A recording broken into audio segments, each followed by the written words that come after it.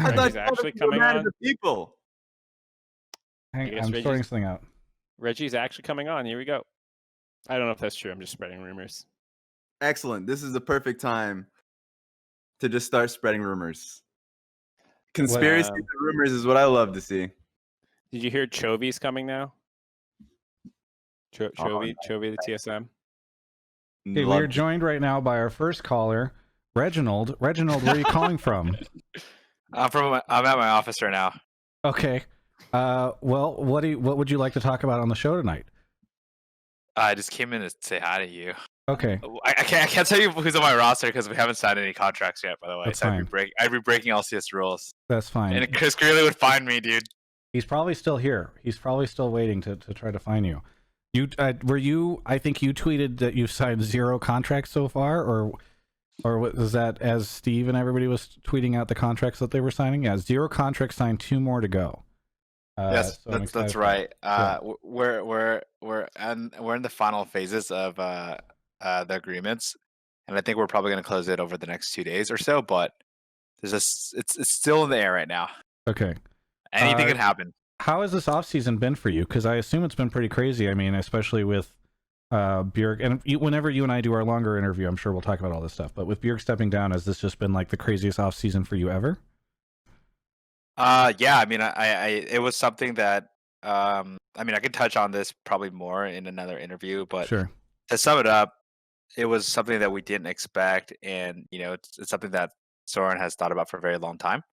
And I was really supportive, and he was super excited to become head coach, and so we worked together, and we actually were able to put together the exact roster we wanted from the get-go, and Okay. so super happy. Well, you said in my chat earlier today, our superstar support is more expensive than the bottom 2 LCS teams' salaries combined. Are you standing by that now that we're on voice? Well, I mean, I was joking because I really don't know how much the other teams cost. I just know that some of the LCS teams this year went boom, and a lot of the teams are going minimum, and so there could be a world of that being the case, but like C9 could probably say the same thing about perks, right? Yeah. Yeah, we went big this year. I think we're probably going to be one of the top spenders in the league, if not the top. Oh boy, holy crap! If you are beating out, I assume C9 has a crazy number. So if you beat them out, that's same with TL even. Oh yeah, TL. Well, I think on an annual basis, right? So. Gotcha. So with C9 with what they did, obviously for year 1 it would be higher. Yeah, buyouts and stuff. Yeah. But Jack, big congrats to Jack. He went huge. Yeah. So on the whole, Bjergsen retiring thing, it's interesting because TSM has only ever had 2 mids in the history of the org, and I don't think it's even really close for any other season 1 era orgs. Like, is it weird at all to be moving into like the third? Do you see it as eras, or is it just like a position or a roster, a player kind of thing? Well, it's hard to see it as an era as like as a person that runs a team, right? That's so close to it.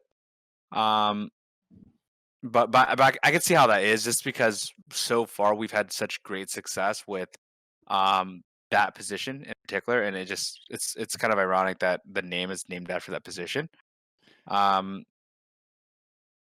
And I mean, if you really think about it, it's surprising, right? Not to talk my career up, but and many people probably don't follow it, but I was pretty dominant in my time too. Yeah. And Soren stepping in, I actually didn't think that he was going to be able to live up to expectations, and he definitely did. And so he was like a really great era too.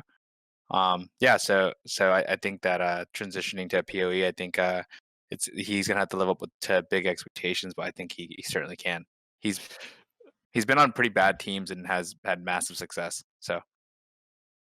Can you? So like Twitch chat saying the blue card, and like, does it ever chafe you at all? Like that people always just meme the biggest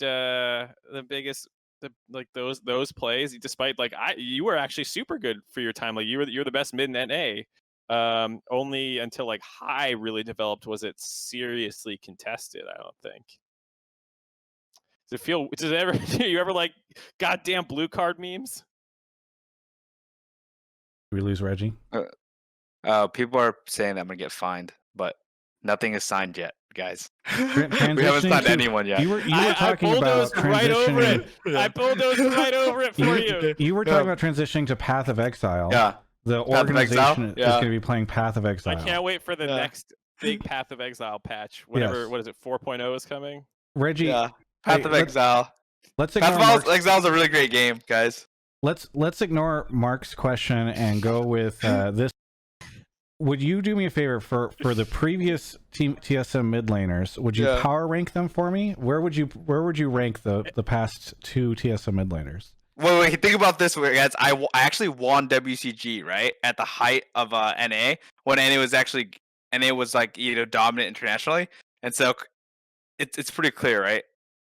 Did you win any? You won some IEMs too, right?